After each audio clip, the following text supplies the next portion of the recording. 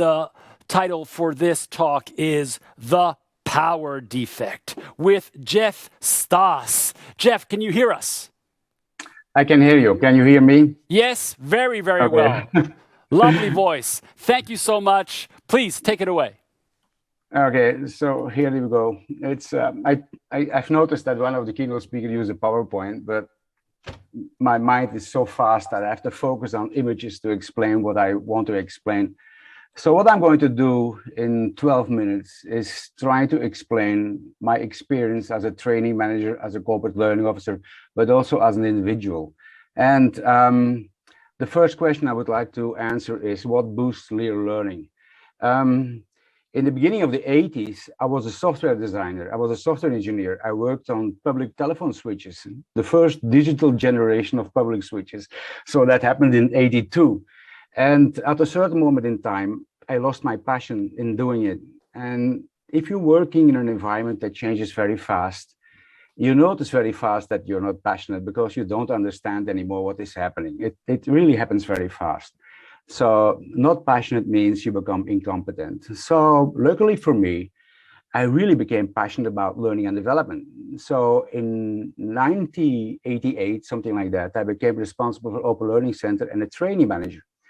And one of the first thing I try to understand, what is learning? Because everybody organizes courses and consortia, etc. But as an engineer, you want to know what learning is.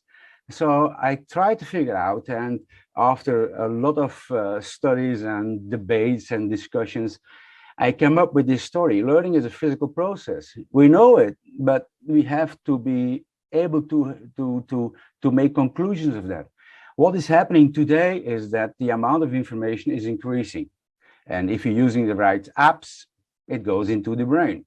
That's all that happens. So people who are attending this sessions, and if you're passionate, then in your brain you get new neural connections. That is learning. And if you put your brain in a PET scan, your brain lights up.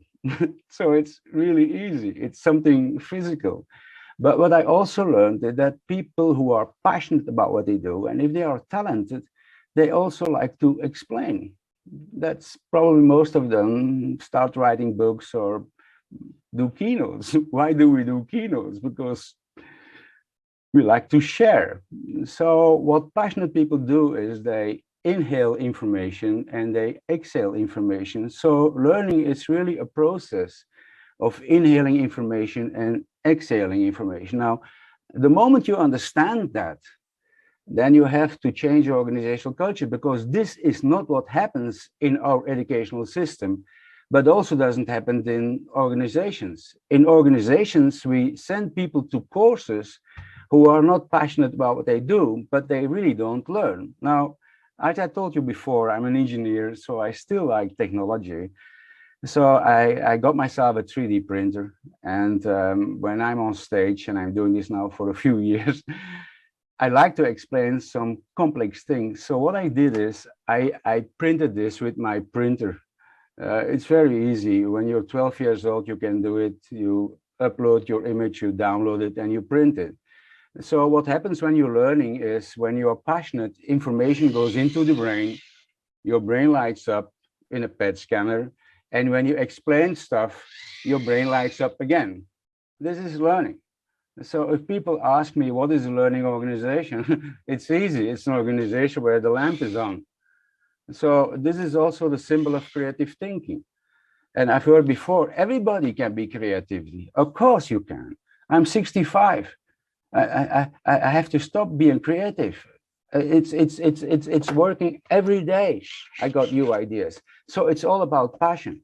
So what happens then is, what is my conclusion being a training manager for 10 years? It's corporate training and development, and our whole educational system is the biggest scam in the world. It's not built for learning. If it would be built for learning, then people would inhale and exhale, so you couldn't see the difference anymore between a student and a teacher, because everybody learns from everybody. So we need to disrupt the organization of learning and working. And luckily, in 1919, I had the opportunity to become a corporate learning officer for a big telecom company. And my focus was shifting from what is learning, organizing courses, to trying to change an organizational culture to embrace real learning. So it's like the next level. Okay, so I was really passionate about doing all these projects about how do you change management style, executive style, how can you bring your organization to the next level.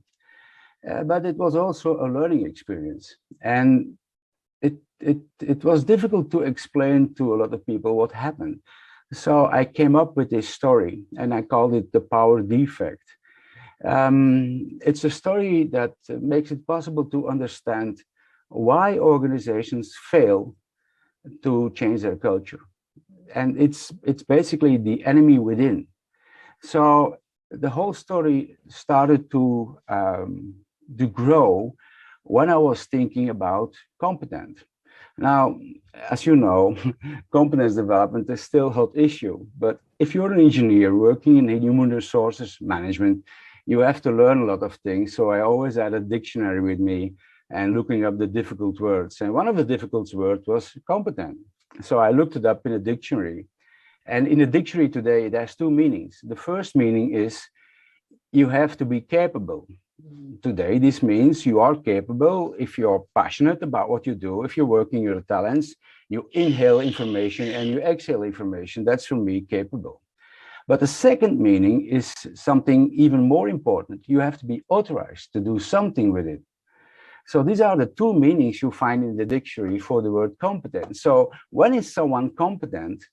If you're capable and allowed to do it. When are you not competent? If one of the two is missing. So if we really want to build organizations that are learning organizations and innovative organizations, then everything should be focused on how do we create an organizational culture where people are glowing and they are authorized to do with it. Now, I had to do some workshops with people I know. So I tried to figure out a very easy picture to explain it. So what I did is I put this picture on it. And on one side, I put, are you capable? No. Are you capable? Yes. So are you able to doing it or not? And on the other axis, I put, are you authorized? No. Or are you authorized? Yes. Now, it's a very easy picture, but it explains, for me, from my point of view, why organizations are failing to change their culture. You have four quadrants in this picture. The first quadrant, it means you're not capable and you're not authorized. This means it's out. Even if you have a university degree, but you're not passionate or talented in what you do, believe me, the light is out and you become not capable. So these are the people who are not capable and not authorized. The moment they have to do something, somebody else has to tell them how to do it, and they have to require permission to do it. Am I allowed to do it? So in this area, most of the organizations are working. That's my experience. But what we really should have is organizations where more people are very capable and are authorized. For me, this is the real meaning of the word agility. Agility means fast, lean, and nimble, or whatever, how you call it. But this is the real stuff. So if organizations want to survive in this environment, they better get there. But we have two problems. What I see is, and this is very dramatic, a lot of people who are passionate about their talents, they have access to all the information on the internet. They learn every day, but they are not allowed to do anything with it. And they die. You either get a burnout, or you say, well, if I'm not allowed to do it, I just don't learn anymore. So you get a burnout, or you leave the company, you go to another company. That's a brain drain.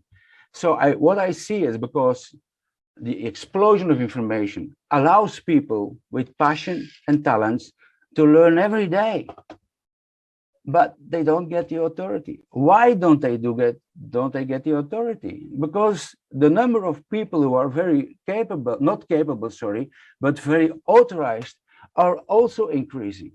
These are the people who were promoted so many years ago, managers, executives, or people who got the authority, but it's out, and they don't give the authorization to people who are able to do it. So my conclusion for this thing is a very harsh conclusion.